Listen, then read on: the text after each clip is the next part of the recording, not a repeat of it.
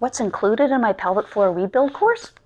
There's lots of great stuff. So the first few chapters are all education and basically showing you how to access your transverse abs, how your diaphragm and your pelvic floor muscles, because they all work together.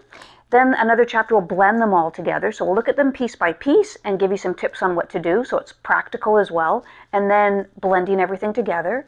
Then we get into the exercises. So there'll be exercise guidelines on how often you're doing things, etc.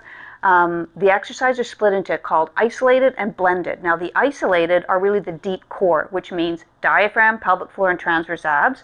These are your real deep core strengthening, so your pelvic floor strengthening exercises, and it takes you over 8 weeks. They progress every week. Then there's the blended exercises. I added these in because I picked 10 really commonly used exercises that people would be most familiar with.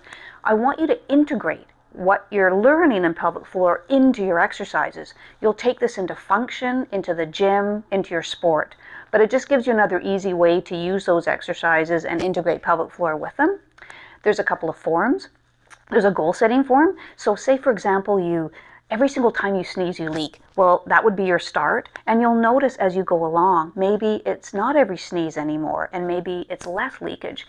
Or maybe if you leak 5 minutes into a run, now maybe it's 10 minutes, and it's constantly getting better and better.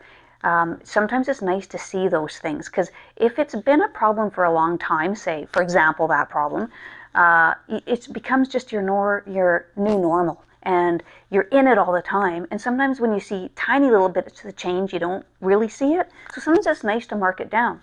There's also like a form, like a calendar, where you can just tick off the days that you've done, so you can really keep track and know where you are. These forms are also, you can access them 2 ways. You can either print them out and have them in paper form, or you can fill them in directly on the computer. So it makes it easy both ways.